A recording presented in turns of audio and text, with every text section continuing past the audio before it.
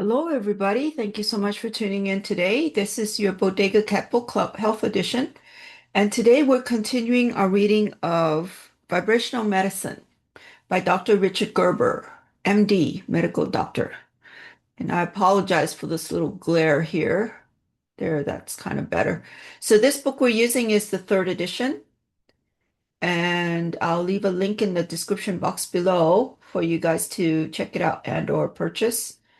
So, this particular book was inspired by a quote by a famous scientist called Nikola Tesla.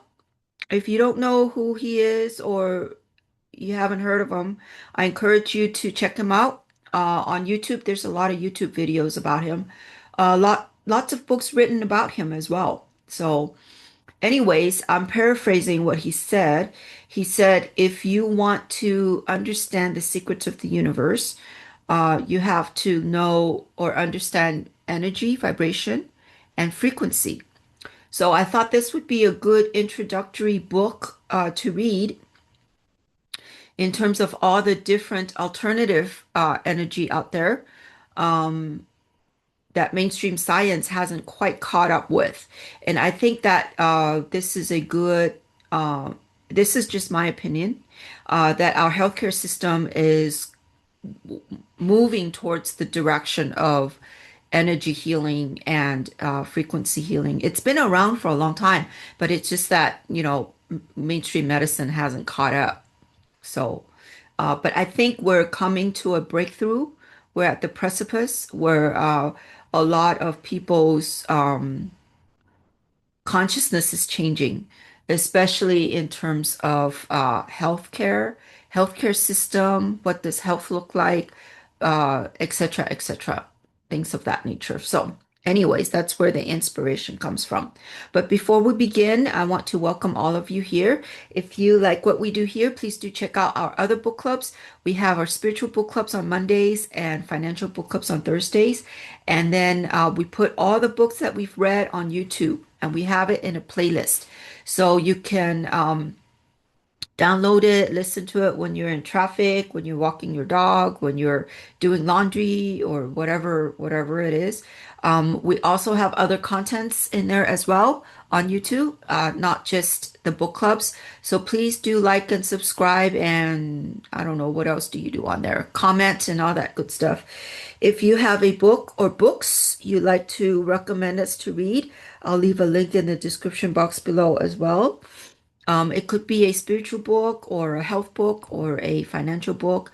We would love to consider it. We'd love to hear from you.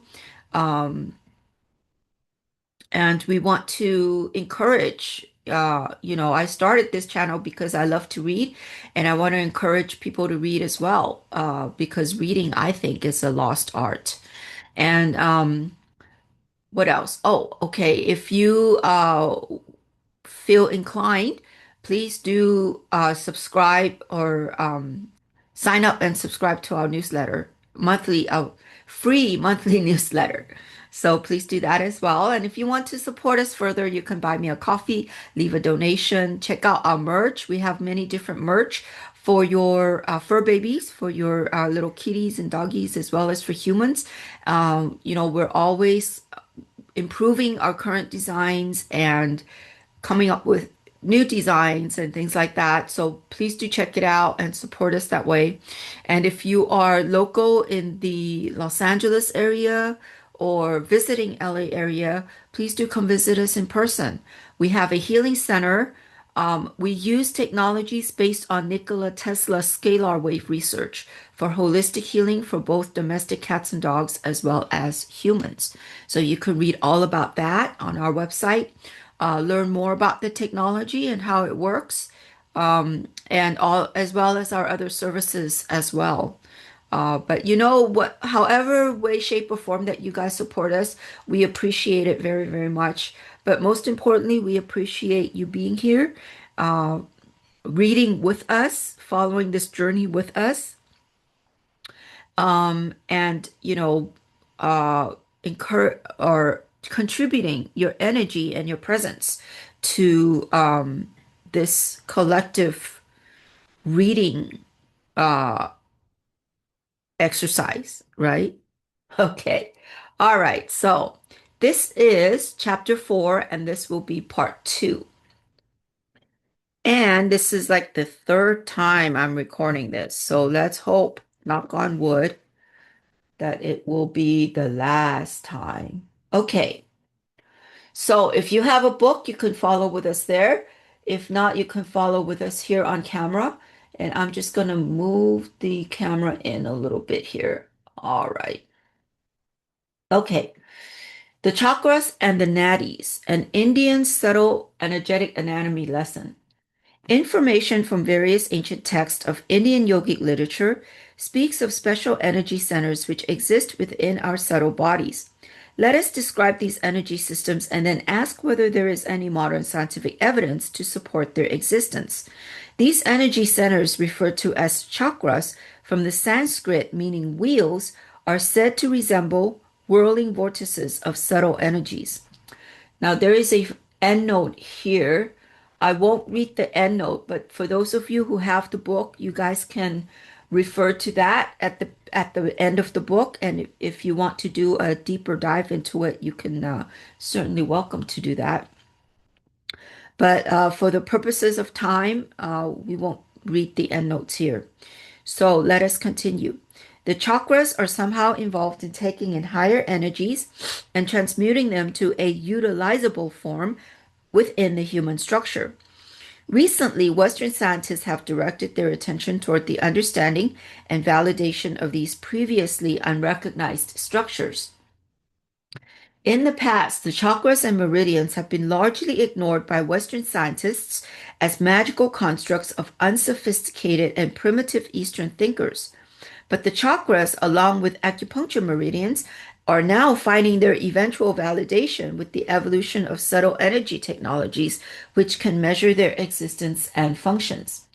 From a physiologic standpoint, the chakras appear to be involved with the flow of higher energies via specific subtle energetic channels into the cellular structure of the physical body.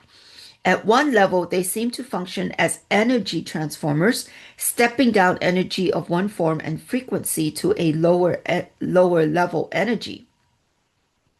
And just a side note, the energy goes both ways. As a transformer, the chakras can convert higher energy to lower energy, or it could convert lower energy to higher energy. And you do that with spiritual practice, with meditation. Just a side note there. All right, continue. This energy is in turn translated into hormonal, physiologic, and ultimately cellular changes throughout the body. There appear to be at least 7 major chakras associated with the physical body. Another side note, in many other literature, such as the Kabbalistic literature, they talk about 11. And I've also heard 13. So the 11 major ones are associated with the physical organs, and it affects the physical organs of the body. The other two are spiritual chakras that are not associated with any physical organs. Okay. Anatomically, each major chakra is associated with a major nerve plexus and a major endocrine gland.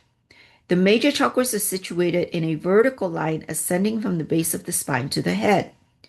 The lowest, called the root chakra, is near the coccyx.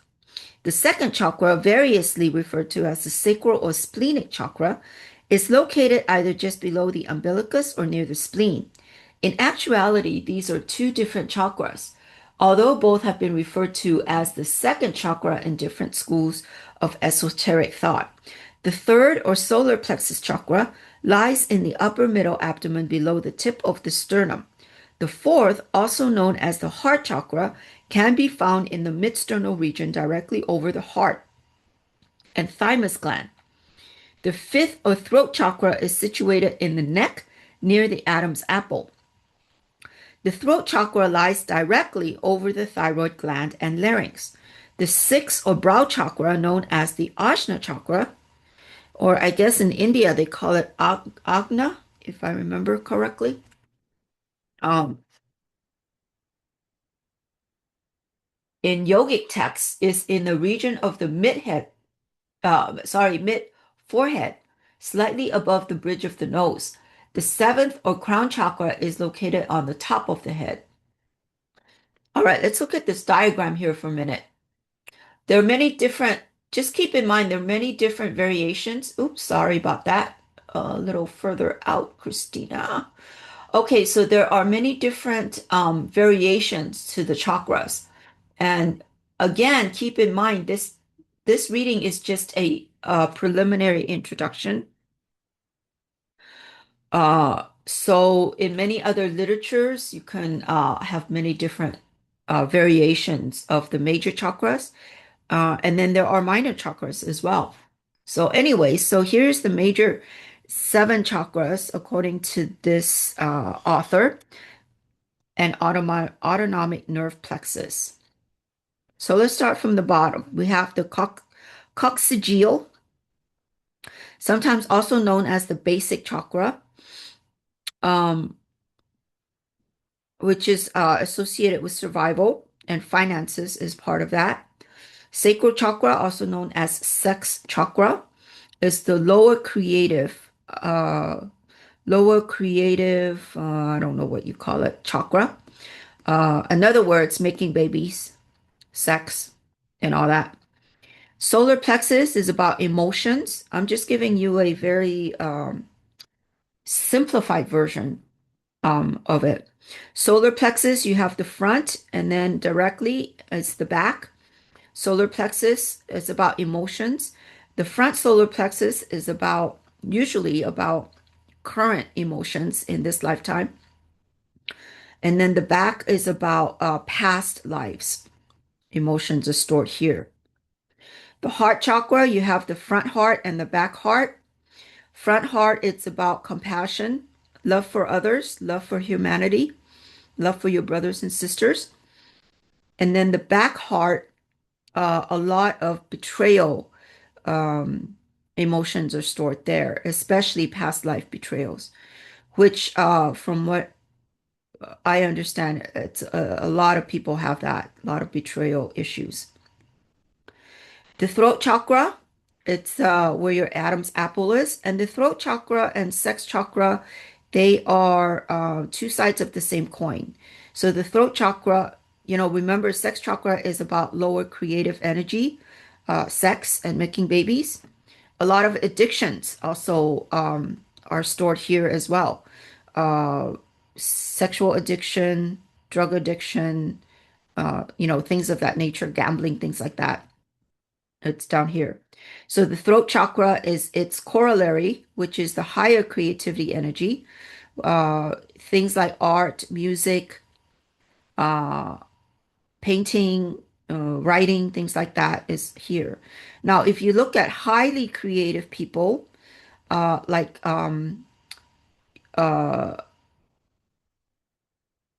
uh, famous painters like Dali, Frida Kahlo, I don't know, I'm not an art person, but like famous art people, or even music people, musicians, artists, things like that. Uh, they're very good at their higher creativity. They're very good at, making music and making art and stuff like that. But they are all screwed up in their sexual life. So interesting if you look at that pattern. So, anyways, I don't know about the spinal cord. I think that's kind of something that the author puts in. But the third eye, you have the third eye and actually a forehead chakra. The forehead chakra is where your eyebrow, where your hairline is. And that's your true third eye because that's the closest to your pineal gland.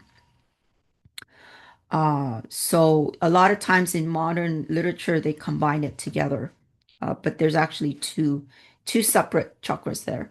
And then your crown chakra, which is above your head, on top of your head, sorry. That's where divine energy is. Now, if you do a lot of breathing techniques, like the Tibetan breathing techniques, yoga, meditation, spiritual practice, things of that nature, you are physically bringing down divine energy. And that's where it comes in through the crown chakra. And it goes down your spine. And remember in the Bible, Jacob has 33 ladders. It's a metaphor. It talks about your spine. This is also where the Kundalini energy comes in, where it has the Kundalini energy is like a crystals. They call them crystals. I don't know what to call it. Juice, I guess you call it. Um, that you it goes up the Kundalini energy when you activate it. It goes up the spine, the 33 ladders, Jacob's ladder. It goes up to your pineal gland and activates your pineal gland. And from the pineal gland, because it's close to your crown chakra, when divine energy comes in, it activates your enhances or activates or opens up your spiritual energy and your connection to divine energy. That's a very simplified version. The best way I can explain it, and it's from Hermetic teachings. So you guys can check out more about that. We had a book club where we read a book called The Kabbalion, where we studied Hermetic teachings. So you can, I'll put a link in the description box below for you guys to check that out as well. But very interesting. A lot of variations. Again, keep in mind these are all different perspectives. So they can all be true in different levels, in many different dimensions. Excuse me, dimensions. So keep an open mind about that. All right, let's continue. In some esoteric literature, there are 12 major chakras discussed. In addition to the aforementioned seven, there are two on the palms of the hands, two on the soles of the feet, and one associated with the medulla oblongata. Just a side note, the palms and soles are minor chakras. They're not really major chakras. And you have hundreds and hundreds and hundreds of minor chakras. But oh, just a side note there. Sorry about that. Okay, one associated with the medulla oblongata, coordinated with the midbrain, sometimes referred to as the alta, major chakra. There are also many minor chakras associated with the major joint structures of the body, like the knees, ankles, elbows, etc. If one looks at all of the major and minor chakras, then there may be slightly more than 360 chakras in the human body. And there is an end note about that too. Just a side note, if you look at pictures or paintings of, I don't remember, I think it's Tara, don't quote me, but you see Hindu deities with many eyes, like little eyes, minor eyes. Those are the chakras. Those are the representation of minor chakras. So, okay, continue. Each of the seven major chakras is also reported to be associated with a particular type of psychic perceptual functioning.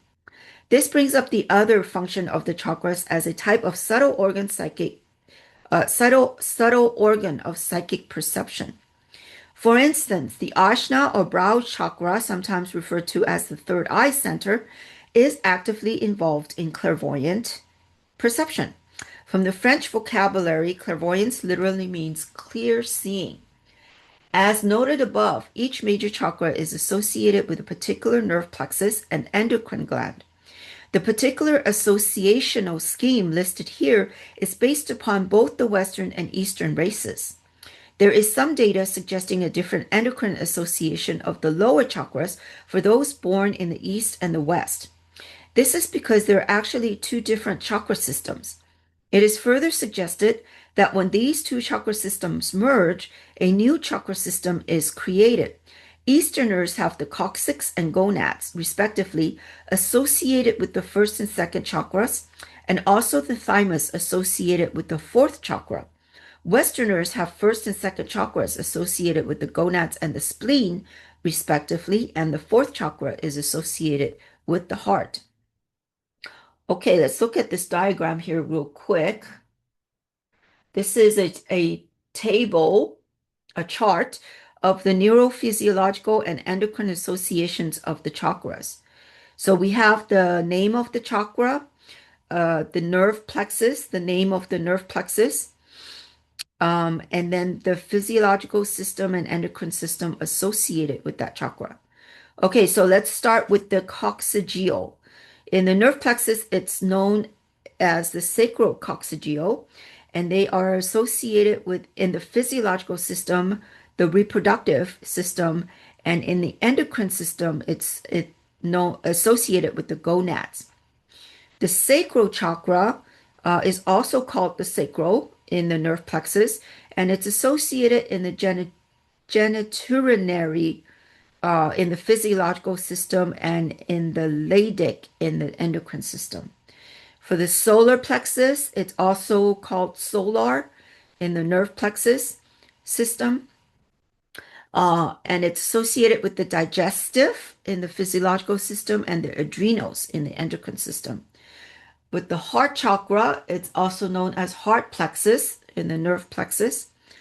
It is associated with the circulatory system in the physiological system and the thymus in the endocrine system. For the throat chakra, it's known as the cervical ganglia medulla in the nerve plexus, and it's associated with the respiratory in the physiological system and the thyroid in the endocrine system. For the third eye, it's also called the hypothalamus pituitary in the nerve plexus, and it is associated with the autonomic nervous system in the physiological system and the pituitary in the endocrine system.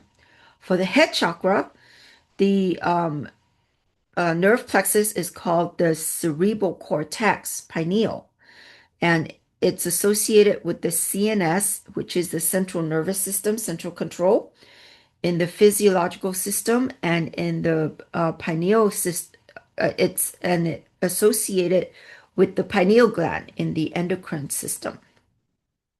Okay. All right, continue. Also, some sources associate the first chakra with the gonads and the second chakra with the hormone producing Leydig cells within the gonads and adrenal glands. And there is an end note for that as well. Diagram 11 gives only relative information regarding the endocrine associations of the first and second chakras. For specifics, various reference texts listed at the end of the chapter may be consulted. The chakras translate energy of a higher dimension or higher frequency nature into some type of glandular hormonal output, which subsequently affects the entire physical bodies. And again, the chakras go both ways. They can transmute higher energy to lower energy, and they can transmute lower energy to higher energy. The chakras, as discussed in the esoteric literature, appear to be centers within the etheric body. There are corresponding energy centers in the higher frequency vehicles, i.e., the astral body. The primary chakras originate at the level of the etheric body.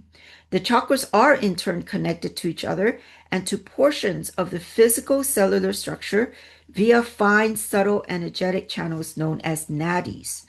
The nadis are formed by fine threads of subtle energetic matter. They are different from the meridians, which actually have a physical counterpart in the meridian duct system.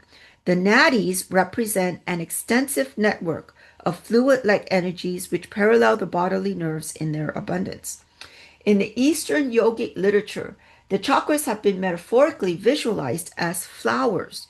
The nadis are symbolic of the petals and fine roots of the flower-like chakras that distribute the life force and energy of each chakra into the physical body.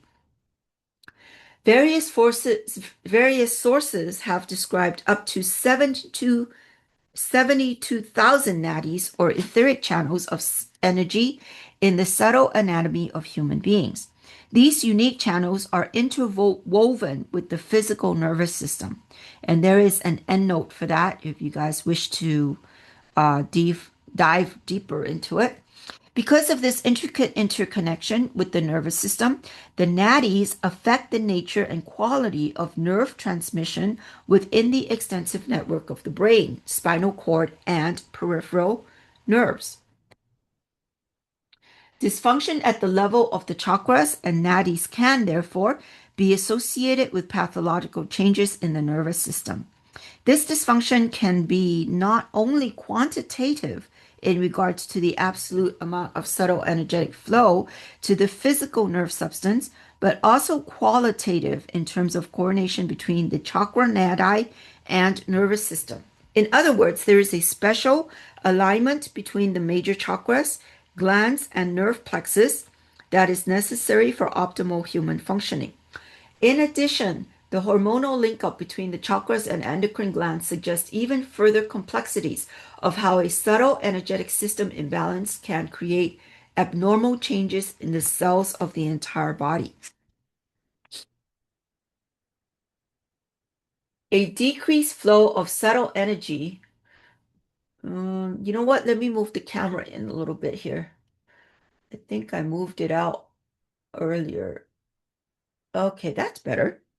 Um, Let me read that sentence again. Ah, okay. A decreased flow of subtle energy through one of the chakras can give rise to underactivity of any of the key endocrine glands. For instance, decreased energy flow through the throat chakra might give rise to hypothyroidism. Having presented here the most basic concepts of the chakra neri system, we must ask whether any convincing evidence exists to substantiate the existence of such a subtle energetic network. Research by Dr. Hiroshi Motoyama of Japan, and there's a endnote about him, has presented experimental findings which tend to confirm the presence of the chakra system in human beings. As mentioned previously, the chakras are felt to be energy transformers. The energy flow through the chakras can be in two different directions. That is from the that is from the subtle energetic environment into the body, or vice versa, from within the body projected out.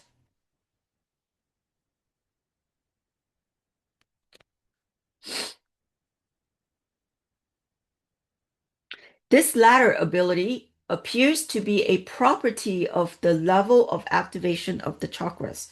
The ability to activate and transmit energy through one's chakras is a reflection of a rather advanced level of consciousness development and concentration by the individual. Motoyama reasoned that if an enlightened subject could indeed activate and direct energy from the chakras, then it might be possible to measure some type of bioenergetic, bioelectrical output from these centers, even though the primary energy conducted through the chakras. I think that means through. That's a typo there.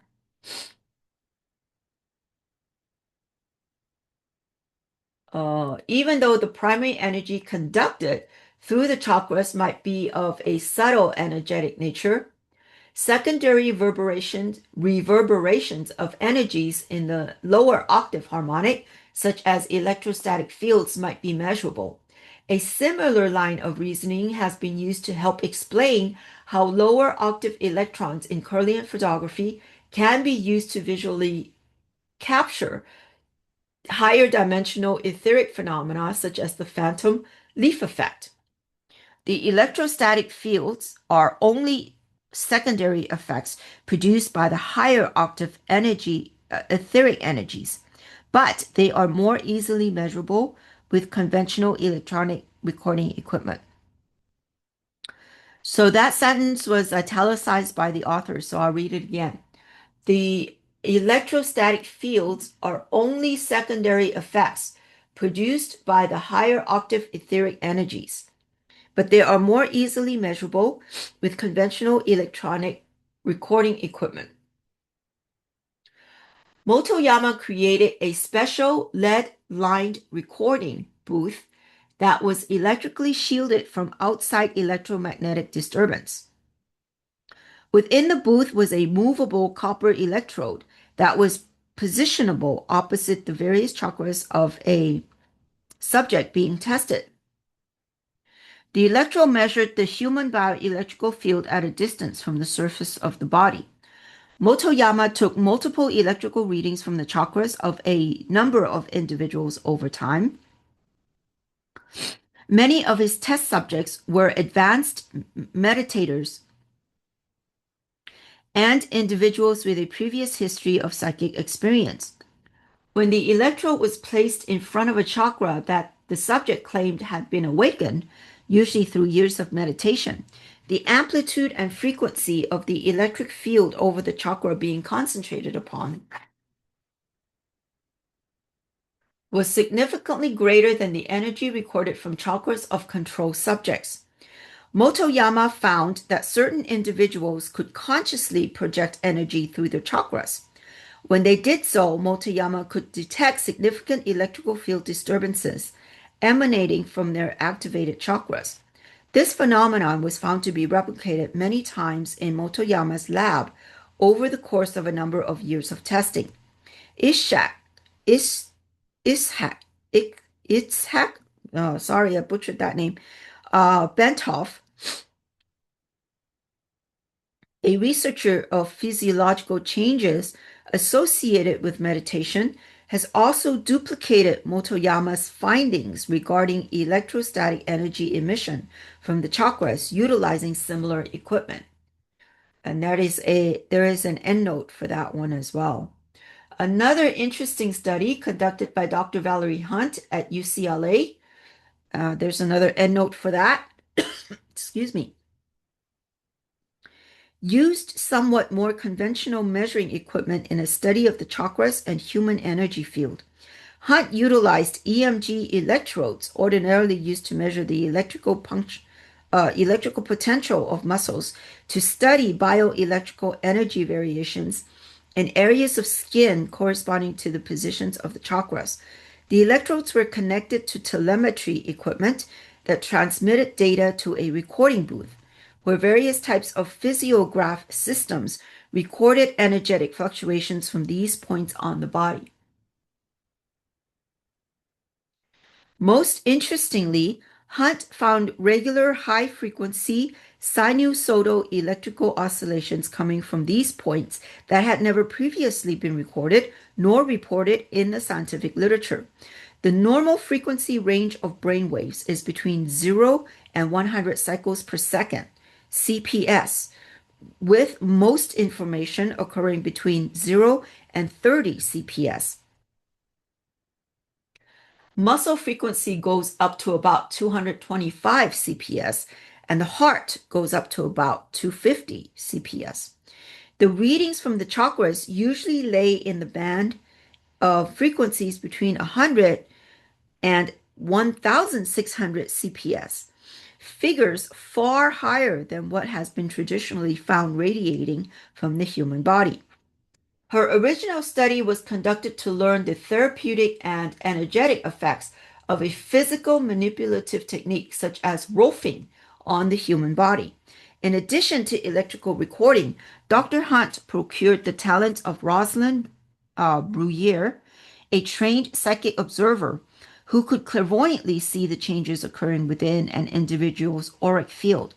Bruyere was to make observations of the subject's subtle energetic field while the chakras were being electronically monitored. During her period of auric observation, she was denied immediate feedback as to the electrical activity coming from the EMG electrodes attached to the chakra points. The results of her study were most unexpected by Dr. Hunt. She found that Bruyere's auric observations relating to color changes in the subject's energetic field correlated exactly with the EMG electrode recordings. Over time, Hunt discovered that each color of the aura was associated with a different wave pattern recorded at the chakra points on the skin of her subjects. The wave patterns became named after the auric colors with which they were found to be associated. When Bruyere would describe red in a subject's aura, Unbeknownst to her, the recording equipment always displayed the wave pattern later associated with red, and so on with other colors. Most interestingly, when colors such as orange were seen in the auric field, the recording equipment picked up the waveforms of yellow and red, two more primary colors that, when mixed, form orange from different chakras at the same time.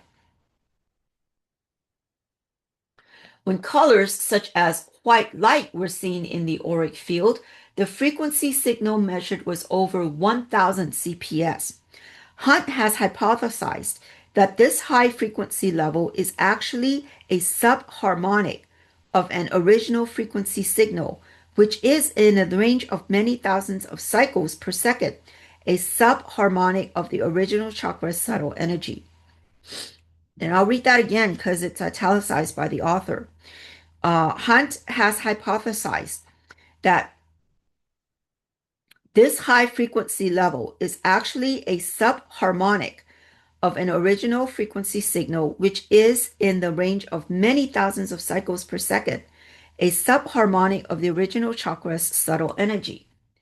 Data from experiments such as those carried out by Motoyama and Hunt would seem to confirm the existence of the chakra system. The energies measured coming from the chakras in each of the experiments were, as mentioned, composed of lower harmonics of the original higher frequency subtle energies. All of these energies are merely octaves of the electromagnetic spectrum. The subtle energies appear to occupy an extended frequency range not formally addressed by Western scientists. What is important is that there are various intricate systems, such as the meridian and chakra nadi networks, which integrate the etheric body with the physical body.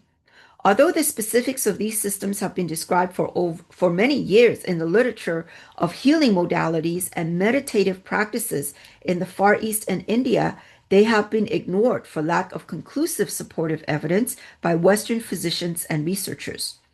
To quote one psychic source, quote, the outgoing forces from a center chakra play upon the etheric counterpart of the entire intricate network of nerves which constitute the nervous system. These counterparts of identical subjective correspondences are called in the Hindu philosophy the nadis.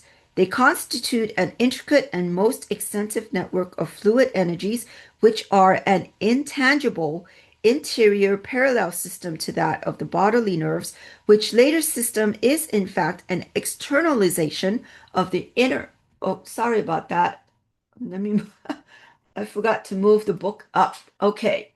Let me see where I can start. You know what? I'm just gonna start with the quote in the beginning of the paragraph again. Okay.